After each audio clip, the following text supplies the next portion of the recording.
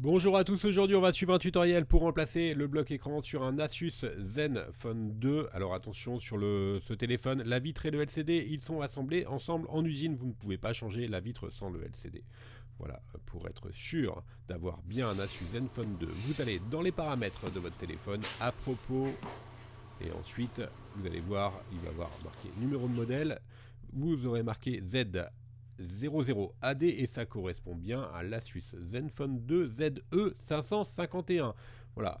Ceci étant dit, pour réaliser ce tutoriel, vous aurez besoin bien sûr du kit d'outils en option sur la fiche produit et également de la colle ou éventuellement d'un iflex en option 2 et 3. Pour réaliser ce tuto, vous aurez besoin également du patron d'aide au montage qui est livré avec votre commande. Et attention, c'est important parce que vous allez voir, il y a beaucoup de vis et certaines vis ne font pas les mêmes tailles. Vous risquez de vous y perdre un petit peu. Donc munissez-vous bien de ce patron d'aide au montage qui est offert gratuitement avec votre commande. Vous allez voir, c'est une réparation qui est quand même assez longue. Il faut compter 45 minutes et la difficulté est notée 3 sur 5.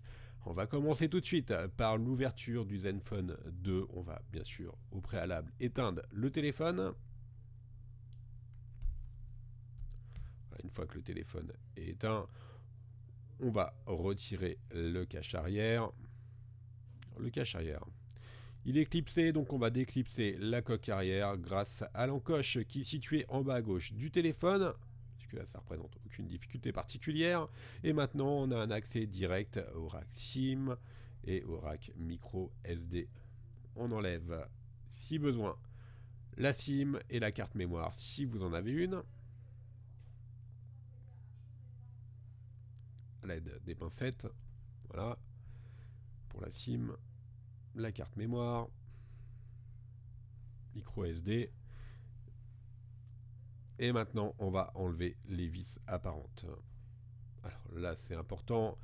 Vous utilisez un tournevis cruciforme et vous en avez vu, il y en a une qui fait pas la même taille. Donc reportez-vous bien au manuel, au patron d'aide au montage qui vous a été livré avec votre commande gratuitement. On retire toutes nos vis cruciformes. Par contre, là, on utilise toujours le même tournevis cruciforme. C'est quand même pas mal, hein. Voilà, la dernière, qui était juste à droite du flash. Maintenant, on va déclipser le cache arrière avec une spatule. On déclipse le cache. On insère la spatule, tout simplement, entre le châssis et le cache arrière. Et on va déclipser le cache arrière qui est noté dièse 1 sur le patron d'aide au montage.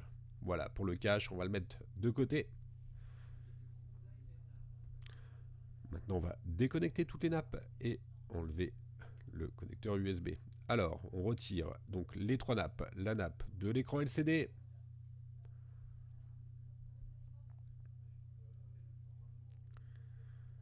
la nappe qui gère la SIM pardon, et les cartes mémoire, enfin la carte mémoire, et enfin la batterie.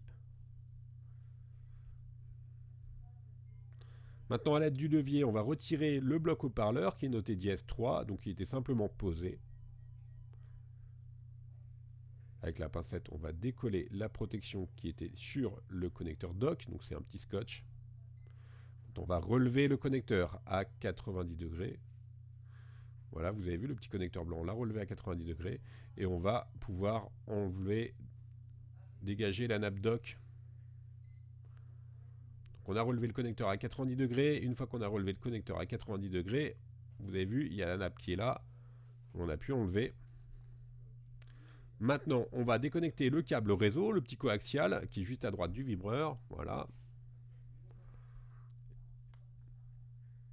Et avec la pincette, on retire le connecteur dock et le vibreur. Le dock qui est noté dièse 4 et le vibreur dièse 5 sur le patron d'aide au montage.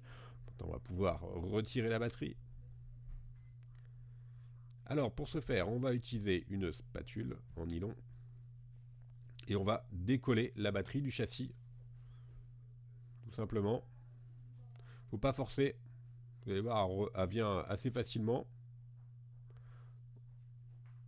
Voilà, pour le bloc batterie. Qui était maintenu juste par un adhésif. Maintenant, on va passer à l'étape 4. On va retirer la carte mère À l'aide du levier en nylon, on va déconnecter le petit câble coaxial que l'on avait connecté la partie basse tout à l'heure, déconnecter la partie basse tout à l'heure. Maintenant, on va déclipser la protection métallique qui est clipsée aux 3 endroits qu'on vous a montré tout à l'heure avec les petites flèches vertes. On va utiliser pour ça la pincette et on va déclipser la protection métallique avec les 3 petits au niveau des flèches que l'on vous a indiqué. Voilà, simplement. On déclipse, vous avez vu, il y a 3 petits clips. On déclipse à partir de la gauche. On va relever la protection. On enlève l'adhésif qui protège le connecteur de la nappe tactile. Alors regardez bien, on va relever à 90 degrés le connecteur. Et ensuite, on n'a plus qu'à enlever la nappe. Toujours la même procédure. En gros, on met à 90 degrés la partie du connecteur et ensuite on enlève la nappe.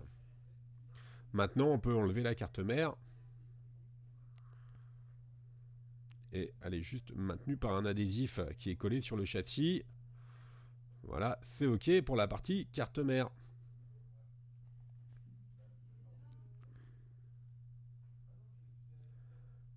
On va enlever on récupère la caméra avant. On n'était pas obligé, mais ça nous évitera de la perdre tout à l'heure.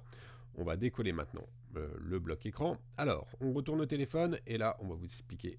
La vitre, elle est collée sur le châssis, donc à l'aide d'un décapeur thermique ou éventuellement d'un sèche-cheveux. On va chauffer la vitre pendant 30 secondes, 45 secondes, pas à plus de 100 degrés, pour ramollir la colle qui est derrière la vitre et pouvoir l'enlever assez facilement. Donc là, on chauffe le pourtour de la vitre. On utilise l'avant-touze qu'on va placer en bas à droite pour avoir une prise, enfin en bas à gauche, pardon, pour avoir une prise. On va passer l'outil iFlex ou un outil très fin, si vous n'avez pas pris en option 3 l'iFlex, un outil très fin à placer entre la vitre et le châssis. Et on va ainsi décoller la vitre et le LCD du châssis. Alors l'iFlex, c'est un outil qui est pas mal, parce qu'on l'utilise dans pas mal de réparations. Vous faites attention à ce niveau-là, il y a les touches. Vous pouvez passer. On passe sur la partie basse. Alors, si vous n'avez pas pris l'iFlex, il faudra le faire par exemple avec une carte assez souple et surtout très fine. Au départ, vous serez obligé de passer un outil assez fin. Si vous voyez que la colle résiste, c'est pas compliqué. Vous rechauffez un petit peu à l'emplacement où vous avez bloqué. Et vous allez voir, ça sera beaucoup plus facile après. Donc, au préalable, si vous n'avez pas pris l'iFlex, il faudra passer un outil assez fin pour pouvoir ensuite positionner par exemple une carte en PVC ou quelque chose comme ça. Et c'est vrai que l'iFlex est un outil idéal pour ça. Voilà, on a maintenant pu retirer l'ensemble de l'écran LCD. On va les coller sur le châssis. On est obligé de forcer un petit peu. De toute façon, notre écran, on va pas le récupérer. Voilà. Là, il y a une partie du tactile qui est partie, c'est pas grave, hein. On va changer l'écran complètement. On va nettoyer tous les résidus de colle qu'il y a sur le châssis. Il faut que notre châssis soit parfaitement propre, parce qu'on va être obligé de recoller la nouvelle vitre. Donc à chaque fois qu'il y a du collage, comme pour tout, on est obligé de super bien nettoyer avant le contour du téléphone. Nous, on va utiliser un petit peu de bombe à air sec. Vous pouvez utiliser du dissolvant également pour enlever la colle. Sinon, vous prenez un petit peu plus de temps, mais au cutter, ça se fait sans trop de problème. Alors, on va passer à la partie remontage du téléphone. On va récupérer la petite grille du haut-parleur.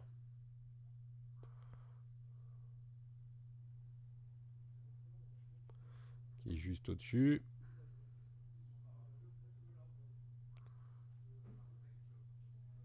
Voilà pour la grille.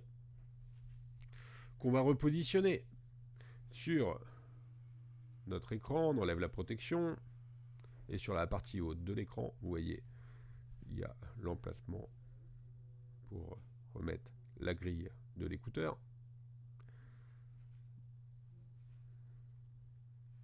Ça évite tout simplement la poussière de s'incruster dans le téléphone. Si vous avez oublié de la remettre, c'est pas très grave, mais d'un point de vue esthétique et ensuite à l'usage, c'est quand même nettement mieux de remettre cette grille. Maintenant, on va repositionner la colle sur notre écran, sur le châssis, pardon, directement. Donc, utilisez bien de la colle spécifique. Nous, on utilise de la colle B7000. Vous allez voir, c'est disponible sur le site internet. C'est de la colle spéciale pour toutes les réparations de smartphones. Vous pouvez utiliser également de la colle qui se trouve en modélisme. L'essentiel, c'est d'avoir le bon applicateur. Allez, on va reprendre notre écran, notre nouvel écran. On va passer la nappe de l'écran dans le châssis.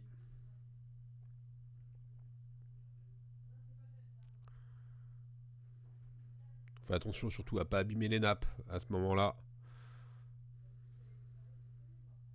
On repasse les deux nappes dans le châssis. Voilà. Et ensuite, on va appuyer sur le pourtour de l'écran.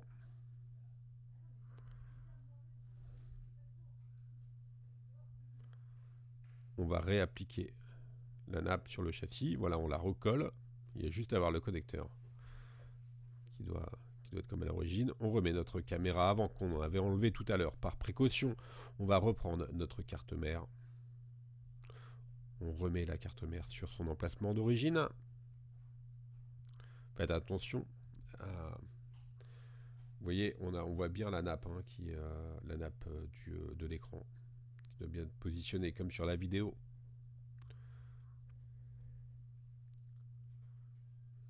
On fait attention qu'il n'y ait aucune nappe qui soit sous la carte mère, évidemment.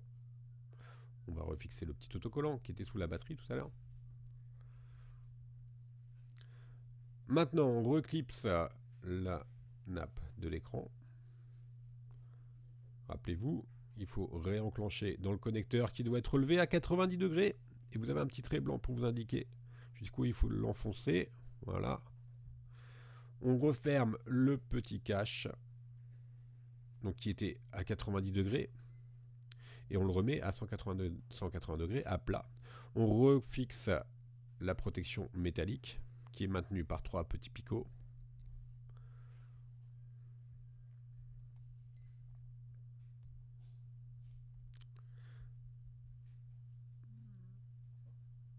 Maintenant, on va pouvoir remettre les nappes. Donc, la première, celle qui est complètement à gauche, il y en avait 3, hein, vous vous rappelez à ce niveau-là. Voilà, on va remettre juste celle de gauche. Ensuite, le coaxial, qui est en bas à droite. Le petit câble coaxial qui sert pour le réseau, en fait. Donc, notre connecteur de charge micro USB avec le vibreur qui est parti avec. On le remet sur son emplacement d'origine.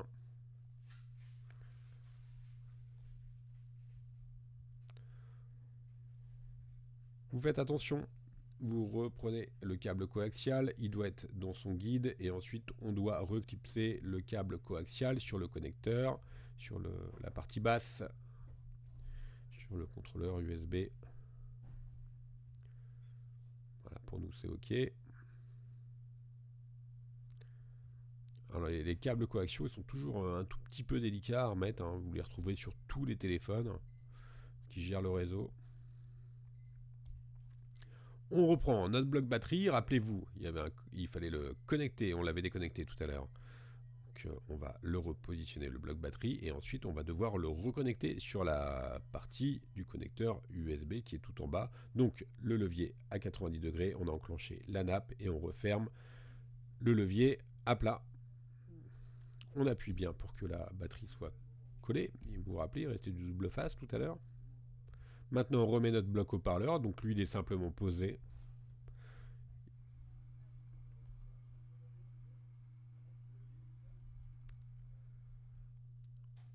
On va remettre les deux dernières nappes, donc la batterie et celle des lecteurs SIM et micro SD. On n'a plus qu'à remettre le cache arrière. On va reclipser le cache sur tout le pourtour. Et ensuite, on va remettre toutes nos vis cruciformes. Il y en a quand même quelques-unes. On accélère le montage. Pour nous, vous avez deviné, le tutoriel, il est quasiment terminé.